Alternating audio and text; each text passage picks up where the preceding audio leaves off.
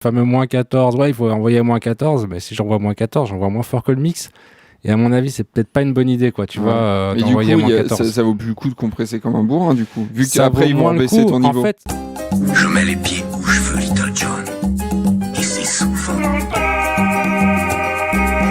Alors du coup, explique aux gens qui connaissent pas forcément comment tu fais sonner plus fort, justement. Comment les mecs s'y prennent pour faire sonner plus fort. En gros, t'as des... alors, au niveau du mastering, tu peux clipper un converto, t'as des limiteurs, t'as des... Donc t'écrases en fait toutes les crêtes, c'est ça, Voilà. toute la dynamique du morceau, ce qui fait que tu peux remonter le niveau général, c'est ça. Voilà, et l'art de le faire, c'est de le faire sans que ça torde et après, si tu veux vraiment appeler ça un art, essaie que ça reste musical quand même à la fin. Ouais, d'accord. Que ce soit pas inaudible. Mais quoi qu'il en soit, un morceau, quand il est bien produit, produit dans le sens bien arrangé, bien enregistré, bien mixé, il va sonner, si c'est bien fait, ça sonnera plus fort.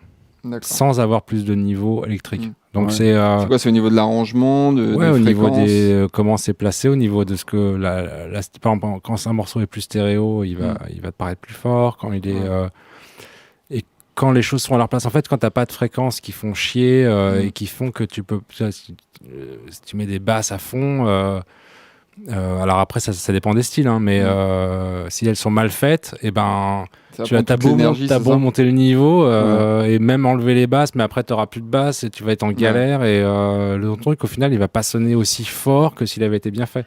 Parce que quand c'est bien fait un morceau, ça peut sonner.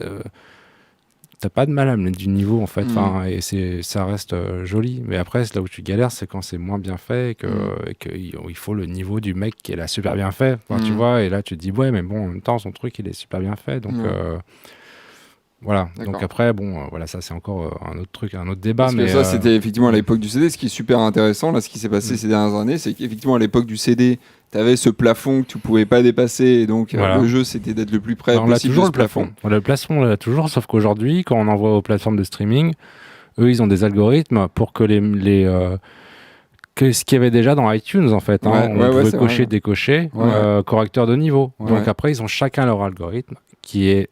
Donc en gros, il détecte quoi du coup c'est quoi le boulot Eh ben, je sais. Alors, on connaît pas les algorithmes. En fait, c'est ça le problème.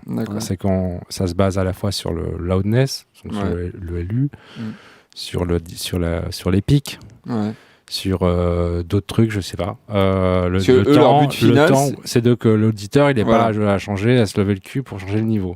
Parce que ce que nous c'est notre boulot pour un album, mais c'est pas notre boulot. On n'a pas un niveau standard de référence à respecter et à se dire ok, il faut pas que je sonne plus fort que le voisin. On nous demande pas ça. Ça veut donc dire que les presets qui sont de plus en plus livrés dans les analyseurs de loudness logiciels qu'il y a aujourd'hui, ça ne va rien finalement. Les presets de streaming ? Ouais. En fait. Ils sont Ce pas. sont juste des références. C'est des références qui ont été faites, à mon avis, en fonction, qui ont été analysées par rapport à quand, par exemple, le mec il a mis Spotify, il a regardé avec ses vues et il a dit ok, ils doivent être, à mon avis, c'est ça. Mais sauf qu'on ne connaît pas l'algorithme, pour de vrai, quoi. Ça, c'est... Mais du coup... Et le moins 14, là, le fameux moins 14, il faut envoyer à moins 14, mais si j'envoie moins 14, j'envoie moins fort que le mix. Et à mon avis, c'est peut-être pas une bonne idée, quoi. Tu vois, mais du coup, moins 14. Ça vaut plus le coup de compresser comme un bourrin, du coup. Vu qu'après, ils vont baisser ton niveau. En fait, oui, ils vont le rebaisser, mais sur YouTube aussi, déjà. C'est vrai. Sur Qobuz, non. Ils laissent tel qu'on leur livre le master. Ils changent pas la qualité, parce que aussi, après, ça change le son. Faut savoir. Sur Deezer, c'est encore autre chose. Sur Tidal, c'est encore autre chose. C'est un peu la foire, quoi. Donc moi, j'aurais bien aimé qu'ils aient tous la même ref et qu'on la connaisse pour de vrai. Comme ça, là, on peut vraiment faire des disques. Sauf que là, on l'a pas, donc on suppose. Et des fois même, j'ai moi-même, pour YouTube par exemple, j'avais pris une de ces refs en disant ok, il faut être à... J'avais un soft, il faut YouTube, et puis tu appuies sur un bouton, tu regardes si t'es ok pour YouTube. Il disait non, t'es pas dans les clous pour YouTube, donc là, tu rebaisses ton niveau, tu fais des trucs. Ah bah non, t'es ok pour YouTube. J'ai envoyé la vidéo à YouTube, je suis moins fort que tout le monde. Donc j'ai fait je me suis fait super couiller avec ce truc de merde. Et du coup, tu fais quoi? Tu fais un master différent pour chaque plateforme? C'est quoi le futur en fait? C'est quoi? Pour l'instant, je fais des masters pour le CD, pour le vinyle. Déjà, mon master de base, j'ai envie qu'il sonne bien. Donc forcément, je vais pas le bourriner en me disant c'est pour le CD, donc je le bourrine. Le niveau que je choisis, je décide quand même que ça marche bien, que c'est musical. Après, pour un vinyle, là, je laisse de la dynamique en plus. Je mets un peu les basses au centre s'il le faut. Ça dépend où ça va être gravé en fait. Après, si ça va chez un mec que je connais, je le laisse faire. Si ça va chez... Bon, voilà. Je fais un truc pour Mastered for iTunes. Ce qui est très proche du master. C'est juste... c'est quoi leur Master for iTunes? Là, tu as les vrais specs. Oui, il y a un vrai cahier des charges. On sait ce que c'est. On l'analyse. On passe... On fait leur process, après on analyse, on regarde s'il y a des pics de samples. De toute façon, même toi, tu pourrais le faire. Tu vas sur Apple Music et tu peux télécharger leur doc. Il ne faut pas être un pro pour voir la charte. Quoi. Tu peux télécharger leurs outils. Tu peux tout faire chez toi. Mais après, il faut juste être pro pour être reconnu comme ayant le droit de l'utiliser. Pour avoir le petit logo. Mais... Et ça d'ailleurs, ça sert d'après toi, ça sert à quelque chose leur truc Master for iTunes? C'est vraiment juste un truc commercial. Ouais, je pense que c'est commercial parce que comme ça, il faut savoir qu'on leur envoie la musique en HD, du coup en 24 bits, 96 ou 24-44 machin. Et à mon avis, ils vont pouvoir vendre du 24 bits. Enfin là, pour l'instant, ils vendent ils vont pouvoir décliner. C'est comme quand ils sont passés du 128 kilobits au 256. Après, ils vont se dire, ok, maintenant, on va vous vendre un truc mieux. Et puis, dans 5 ans, ils les auront déjà, les masters. Donc, encore un petit peu mieux jusqu'à arriver au Wave 40. Ils arriveront au lossless à la fin. Ouais, voilà. Mais entre-temps, on aura racheté 4 fois les disques. C'est ça. Sauf que maintenant, on les achète plus. Ouais, voilà. C'est vrai.